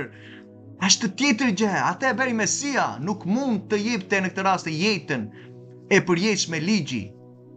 Një gjë nuk mund të bënte ligji, siç e thash, nuk mund të jepte jetën e përjetshme, nuk mund të mposhte vdekjen. Te bëri Mesia, vetëm ai do ta bënte, se Ati i vendosi e para përcaktoi për atë detyrë, shërbesën e Tij, lavdjatit. Kjo është shko në tryezën e Atit, po miqson me te. Vetë Mesia tha, kur zbatoni urdhrimet e në këtë rast, thot, atëre thot, do vi unë me Atin dhe do darkojmë, thot. Pashkën do ta mbajmë me Mesian kur të vijë. Mesia vetë tha që të Pashkë që po ha, tani thot me ju i tha dishepujve në Luka 22. Po do ta mbajnë në këtë rast, nuk do ta mbajmë kur të vi mbretëria në 1000 vjeçarin, e kishte fjalën. Do ta ham atëre, thot. Kam patur shumë dëshirë të ha të Pashkë me ju. Por dije thot që do ta mbajmë në atë 1000 vjeçarin gjithashtu, po thoshte dishepujve. Kurse flet për tryezën, që dera u mbyll. Dera kujt? Porta e qytetit. 1000 vjeçarit po flet. Në Mateu 25. 5 virgjëresha që ishin budallashka nuk pranuan urdhrimet e Atit. Po ato që ecnin me urdhrimet e Atit kishin vaj në llambën e tyre. Urdhrimi është një llambë, mban urdhrimet, ke llambën, ke vajin e Atit. Ligji ti është një dritë, ke dritë ecë në këtë botë, në këtë errësirë. Fjalët e urta 6:23, fjalët e urta 10:8. Shko shikoj shkrimet. Do ta bëj mësimin së shpejti. E kam bërë është në mësimi i 10 virgjëreshave në Facebook Live, do të shkosh mbrapa për ta shikuar në faqen time personale, por do ta bëjmë sërish. Kuptim ka ky rit për ju, do të përgjigjim, kjo është fija e Pashkës së Jahue, kjo është Pashka e Atit. Kjo është Pashka e Tij që kaloi te shtëpisë në këtë rast të Izraelit në Egjipt, kur goditi Egjiptasi dhe I fali shtëpi tona dhe populli u përul dhe adhuroi. 2 herë të përmendur, është një ligj I përjetshëm, thot, bëni këtë në këtë rast, thot, në këtë rast si kujtim sepse është Pashka e Atit. Mesia thotë, kur të merrni kupën dhe verën më kujtoni mua, lavdi Atit. Dhe ky është në këtë rast që do t'ja themi kur na pyesin në këtë rast pse po e mbajmë të Pashkën, kur na pyesin mbi të tanë, do t'i tregojmë historinë çfarë Ati beri, dhe të njëjtën gjë e beri për ne, lavdi Atit. E beri me anë të Mesias, na çliroi nga slllavëria e mëkatit, nga slllavëria e vdekjes në këtë rast që na ndiqte gjithë ditët e jetës tonë. Tani nuk është më, por nuk mund të vazhdosh të mëkatosh me dashje, vëlla motre, se ka pasoja. Mos mendo se njeri që vazhdon të shkeli ligjin e Atit nuk do të praktikojë festat, urdhrimet e Atit. Vërtet e njeh atë, e njeh krijuesin e tij? Çfarë thotë para Gjonit 2:4? 2:3, vargu 3 dhe 4. Ai që thot më njeh dhe nuk zbaton urdhrimet e mia, thot Ati, është gënjeshtar dhe vërteta nuk ndodhen në të. Kjo është në Besëtidhjen e re, dhjata e re, para Gjonit 2:4.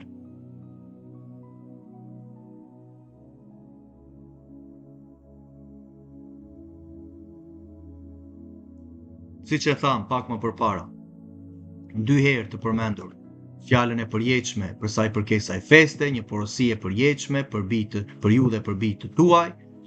Qingji, siç tham, do të hahet vetëm në një shtëpi dhe është një gjë intime që në këtë rast ti bën me një familje apo 2, apo në kontekstin e ngushtë të asamblesë. Nëse është asambleja, lavdi Atit, okay, do merret në këtë rast dhe do flijohet dhe lavdi Atit për ta ngrënë. Dhe do ta therrësh, do ta rjepësh, do ta hash, kaq, nuk shpëtimin ti, vullosin e ke marrë me besimin, nuk ka të bëjë me në këtë rast me çfarë faljen e mëkatit apo gjëra të tilla, ka të bëjë me ecjen tënde në drejtësi që ti po I tregon zemrën, po zbaton urdhrimet e Atit, nëse më doni zbatoni urdhrimet e mia. Kjo është dashuria e Atit Elohim, që ne të zbatojmë urdhrimet e Tij dhe nuk janë të rënda. Para Gjonit 5:3, Gjoni 15, vargu 9, 10, a Mesia. Tani, për sa I përket aspektit tjetër, në muajin e dytë, në të njëjtën datë të muajit të 14 të muajit të dytë, mbahet sërish Pashka për një grup personash në këtë rast që nuk kanë qenë prezent në Pashkën e parë. Kjo është urdhrimi I Atit. I dëgjon këto gjëra në asamblen tënde? Po normal, sepse nuk I lexojnë pastorët këto gjëra, po këto janë të këqija, nuk janë më për neve. Nuk janë më për tyne, domethënë Ati pa pas ka zgjedhur, normal që ka një krijues tjetër. Ligji I tij është I përjetshëm.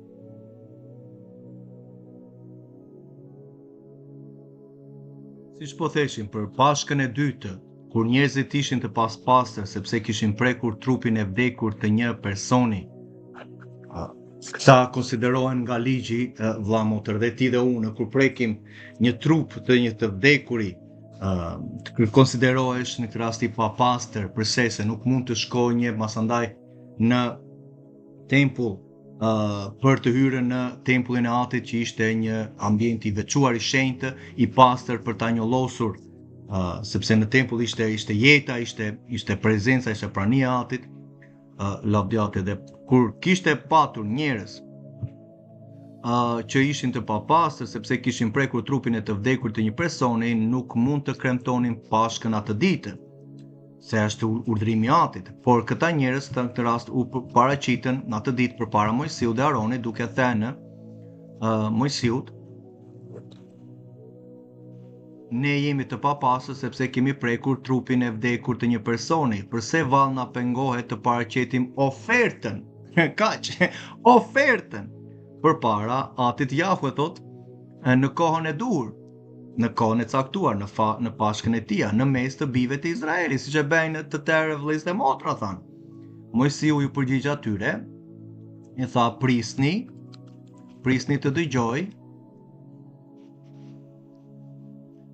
prisni të dëgjoj, çfarë do të urdhërojë Jahve lidhur me juve.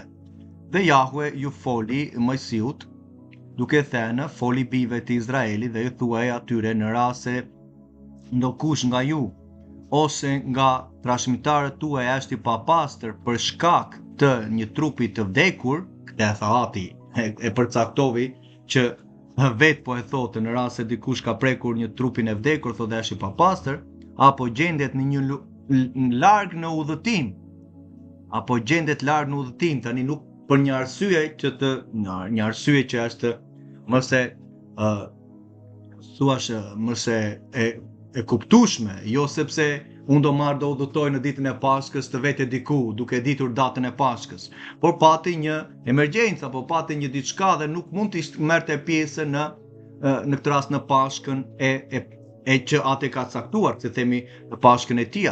Tani i jepet mundësia prap nga atë thotë që të vinë të kremtojnë Pashkën time, sepse në këtë rast ishin o të papastër ose kishin larg në udhëtim. Dhe në qoftë se ti je larg në udhëtim, atë në Pashkën e caktuar të parën, si të themi, asambleja në këtë rast duhet të japi mundësinë për ta kremtuar në muajin e dytë dhe thotë në qoftë se janë larg në udhëtim, do ta kremtojnë një lloj Pashkën, thotë, për nder të Jahve. Do ta kremtojnë në ditën e 14 të muajit të dytë në të ngrysur, në midis dy mbrëmjeve, siç tham në fillim. Nuk do të lënë asnjë trepricë deri në mëngjes sot, dhe çfarë? Nuk do të thyejnë asnjë kockë, nuk thyet kocka aty çengjit. Merret mishi në këtë rast dhe mbasi mbaron ngrenja e darkës, merret digjet. Në këtë rast dhe nuk dilet nga shtëpia, është urdhrimi i atit, lavdiatit, nuk ka pse të shkelim urdhrimin dhe të mendojmë sikush mësandaj ka nivelin e tij të bindjes apo gjëra që ai mund t'i shikojë vetë. Këto janë urdhrimet, kemi detyrë të flasim fjalën e tij siç është, pa e shtrembruar. Do ta kremtojnë sipas të gjitha statutet të Pashkës, lavdiatit, po do ta kremtojnë në ditën e 14 të muajit të dytë, në këtë rast siç thamë, po të kishin qenë të papastër apo të papastër për shkak se kishin prekur trupin e vdekur, apo ishin gjenden larg në udhëtim. Ati jep prapë mundësinë lavdiatit për ta kremtuar urdhrimin e tij. Tani vazhdojmë në vargu 41 lavdiatit, në Eksodi 12. Thot, në fund të 430 vjetëve pikërisht atë ditë ndodhi që në të gjitha rahtet e Jahve dolën nga vendi i Egjiptit, dolën nga ky është Eksodi. Thot, kjo natë, thot, është një natë për të kremtuar për nder të Jahve. Sa herë tha ati që kjo natë, kjo Pashkë, është për nder të tij. Do ta nderosh atin? Kremtoje Pashkën siç urdhëron shkrimi. Dhe mos hyjmë në gjëra të tjera që këto janë mënyrat katolike të refuzuarit të shkrimit.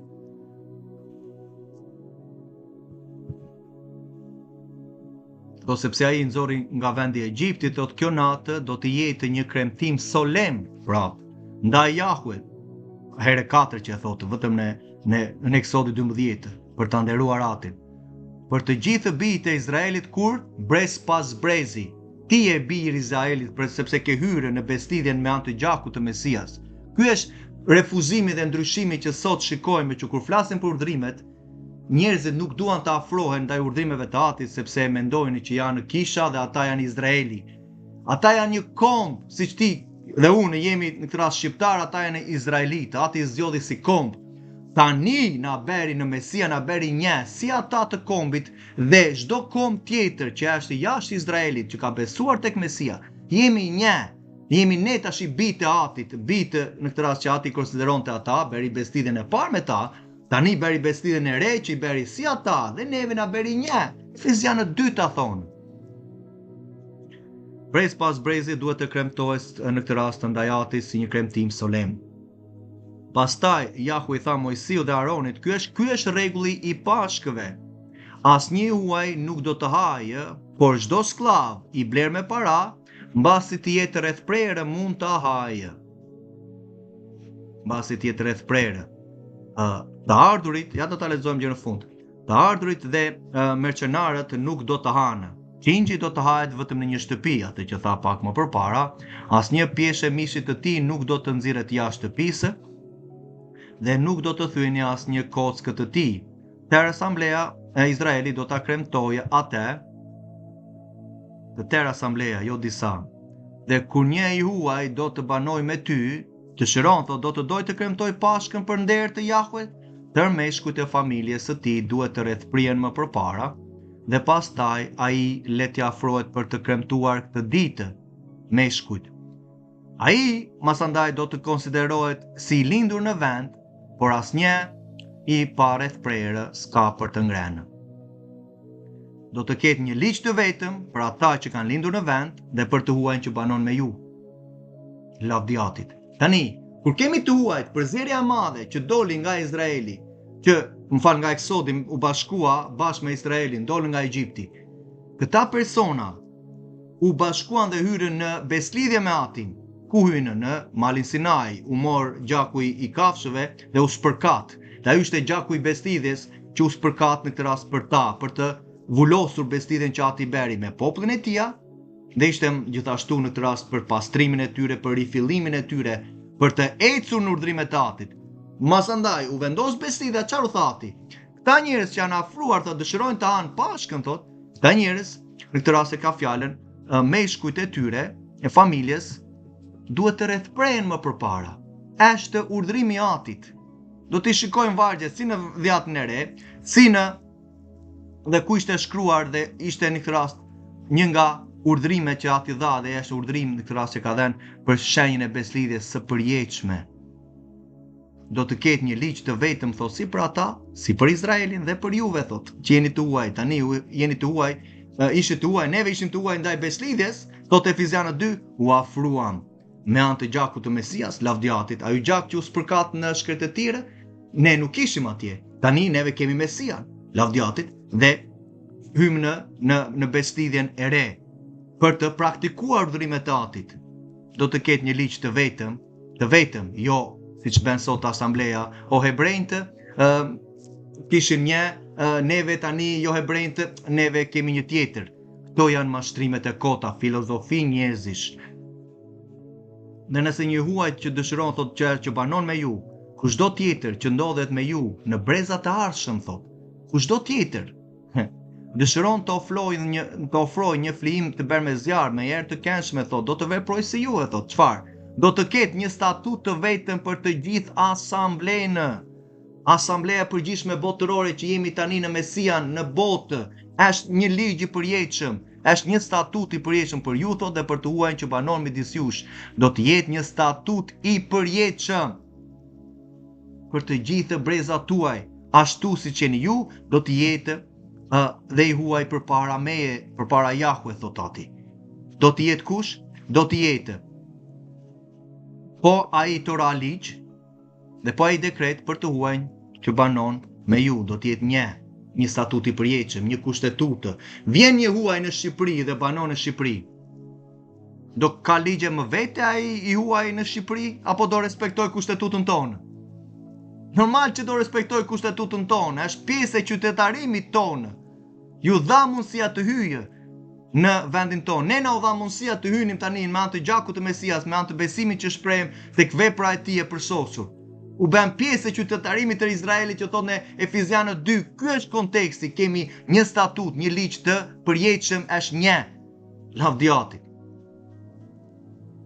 Tani le ta prekim aspektin e rrethprerjes, sepse sot me njëra alarmohen njerëzit kur dëgjojnë për gjëra të tilla. Ati thotë që nuk do t'i shtojmë asnjë gjë prej tyre dhe nuk do t'i heqim asnjë gjë, por zotoni, thotë, të zbatoni urdhrat që Jahve Elohimi juaj ju porosit.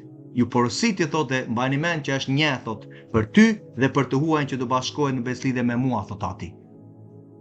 Çfarë thanë Zbulesa 22? I njëjti kontekst. Çfarë tha?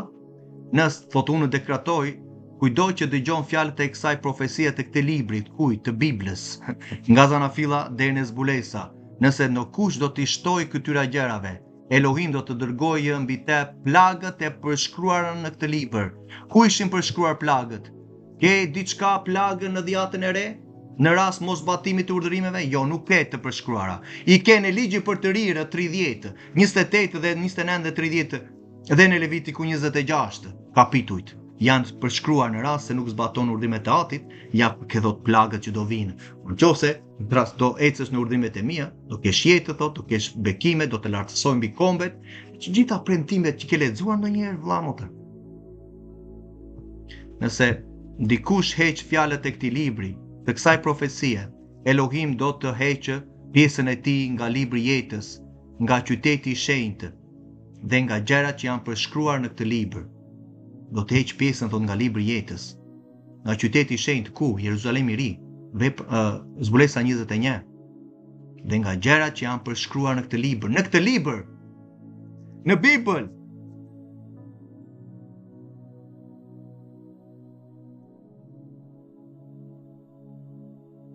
Beslidhja ime, thot Ati Elohim, në mishin tuaj do të jetë një beslidhje përjetshme. Lavdi emrit të Tij. Zanafilla 17. Pastaj Elohim i tha Abrahamit, nga ana jote ti do të çfarë? Do të respektosh beslidhjen time. Kush? Ti thot dhe pasardhësit e tu, nga një brez në tjetrin. Çfarë thotë Galatasve 3? 20. Ja ta hedhim 29, mos gaboj 28-29 njëra prej tyreve. Ja ta shikosh. Me njerë shikojmë interpretimin e saktë të shkrimit. Kur shikon në një shprehi beslidhja time, Abrahami, dale se shkruajtur diku që na përket dhe neve. E shikojmë së bashku. Galatasve 3. Galatasve 3:29, po, që kanë si pikë të referimit, ndërkohë do ta marrim me hir natit, së shpejti, kam bërë studim më përpara dhe e mora edhe në anglisht, por do ta bëjmë prapë.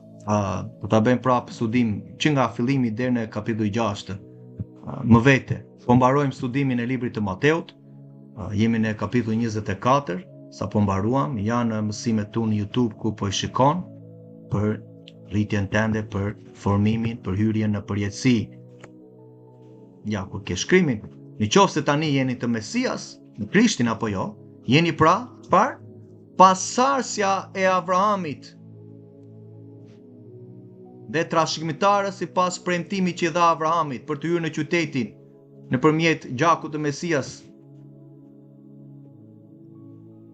Pasardhësia e Abrahamit, çfarë tha shkrimi në ligjin për të rirë?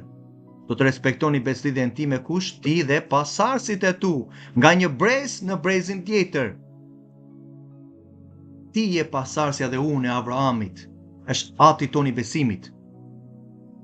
Dhe ati po të fton ty dhe mua të respektojmë beslidhjen e tij. Prandaj Hebrejnë 10:26-31 është konteksti i duhur i respektimit të mos e shkelin beslidhjen e atit, sepse jemi në mëkat, jemi në paudhësi në atë mënyrë, duke refuzuar urdhrimet e atit, festat e tij. Kjo është beslidhja ime, që ju do të respektoni midis meje dhe ju, thot ati. Si dhe kush? Si dhe pasardhësët e tu pas teje. Çdo mashkull që ndodhet midis jush do të rrethpritet. Do të rrethprinen në mishin e preputësit tuaj, dhe kjo çfarë do të jetë si shenjë e beslidhjes time me dhe ju. Është shenja e beslidhjes që ati dëshiron që në këtë rast të nderojmë beslidhjen e tij, ta respektojmë, thot. Ti do ta respektosh beslidhjen time kush? Ti dhe pasardhësit e tu brez pas brezi, duke qenë neve pasardhësia e Abrahamit tani në Mesian. Këto kontekste nuk i marrim parasysh sot dhe menjëherë fluturojmë në vendet e tjera. Që edhe atje nuk gjen, do t'i shikojmë të tëra fortesat e tyre që nxjerrin sot. Kjo do të jetë një shenjë beslidhjes midis meje dhe jush. Në moshën 8 ditësh çdo mashkull i huaj do të rrethpritet, dhe kjo nga një brez në tjetrin. Qoftë ai i lindur në shtëpi, qoftë ai i bler me para, dhe çdo i huaj që nuk është pasardhësi yt. Do të rrethpritet ai që ka lindur në shtëpinë tënde dhe ai që është bler me para. Beslidhja ime në mishin tuaj, çfarë thot ati? Është një beslidhje e përjetshme. Do të jetë një beslidhje e përjetshme. Dhe çdo mashkulli i pa rrethprerë që nuk është rrethprerë në mishin e preputësit të tij, do të hidhet jashtë popullit të tij, sepse çfarë? Ka shkelur beslidhjen time. Këto vargje ti nuk i kishe parë, shumë prej jush nuk i kanë parë, për ju që po më shikoni, sepse dhe sot për të më shikuar është këto vargje nuk na janë thënë, beslidhja e Atit, mënyra ecjes në drejtësi, respektimi i beslidhjes së Tij, të nderojmë Atin, ta respektojmë. Kur thot Ati që për të marrë Pashkën, në këtë rast që e pam pak më përpara, ky ishte konteksti që një huaj që do të banoj me ju, do të kremtoj Pashkën për nder, çfarë? Që të respektoj beslidhjen time, ajo beslidhje ka urdhrime, një nga urdhrimet janë festat e Atit, janë ligji i Tij, janë festat, këto janë urdhrimet që ne duhet të praktikojmë. Për nder të Atit, thotë, tërmeshkut e familjes së Tij do të rrethpriten dhe pastaj do t'i afrohen për ta kremtuar këtë ditë. Si ai që është i lindur në vend, por asnjë i pa rrethprerë nuk ka për ta ngrënë Pashkën e Atit. Ti mund ta vesh, merr lengun e mollës, së rrushit, të dardhës, dhe një çik bukë më njana, e quan Pashkë, okej, unë po të them shkrimi dhe ne po nderojmë dhe duam të nderojmë me hirin e Tij Pashkën e vërtetë që Mesia praktikoi. Mesia u rrethprej në ditën e 8. Ndoshta kjo është një lajm për disa. Aq benefite për fëmijët tanë në ditën e 8, kur thot dhe vitamina K në trupin e njeriut është në të rast është me një sasi që ndalon gjakun. Tani se kam harruar se vitamina K ka të bëjë me koagulimin. Nëse, po që vitamina K më duket se është për të holluar gjakun, të me sa mendojmë, po ka të bëjë njëra prej këtyre. Gjithsesi, Ati ka vendosur në ditën e 8 pikërisht sepse është një beslidhje e përjetshme. Është një beslidhje midis meje dhe ju, thotë, është një beslidhje e përjetshme. Një beslidhje e përjetshme për popullin e Tij, që ti je populli, që ti në këtë rast të mbash urdhrimin e Atit për fëmijët tënd mashkull. Çfarë është rrethprerja? E thot vetë shkrimi, thot, është një shenjë beslidhjes, është një shenjë e besimit që neve kemi, vëlla e motër, që shprehim atë që neve kemi në zemër, praktikon urdhrimet e Atit. Ky është nga urdhrimet e Tij. Nuk është për shpëtimin. Nuk mund të thuash njeriu të rrethpreu dhe shpëtohu, siç bënin Galatasët, siç u thanë në Veprat 15. Ka të bëjë mbasi erdhe në besim, në qoftë se ke një zemër për ta nderuar Atin, nuk bën naze, nuk në këtë rast, për asnjë për urdhrimeve të Atit. Por sot kur shikojmë që në këtë rast zemrat nuk janë gati për të ndjekur Atin, për të zbatuar dhe për të nderuar gjakun e beslidhjes me të cilën Mesia na futi, pastaj gjejmë çdo lloj arsye të tjera që jo do gjejmë këtu, jo do shkojmë këtu, jo e kanë ulluar, jo nuk janë për neve, neve kemi një tjetër, tani Elohimi tonë është ndryshe, na i kanë dhënë katolikët, ortodoksë, Konstantini është papa jonë, dhe gjitha këto gjëra normal që shprehin sot hapurazi në teologjitë e tyre. Para është rrethprerja, është urdhrimi i Atit, vllamotë, siç thamë.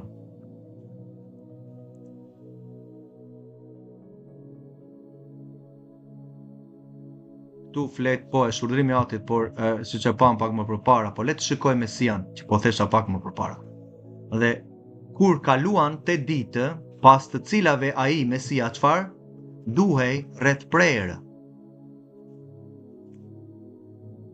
Duhej rrethprerë.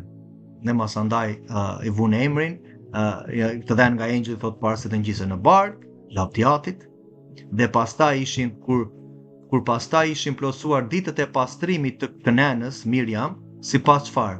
Sipas ligjit të Mojsiut. Ditët e pastrimit, sepse atë që po preka pak më përpara kishte të bente që nëse një grua mbetet me barë dhe lind një mashkull, do të jetë e papastër për 7 ditë. Dhe do të jetë e papastër si në ditët e zakoneve të saja, plus akoma 33 ditë në këtë rast për pastrimin e saj që nuk mund të shkonte në tempull.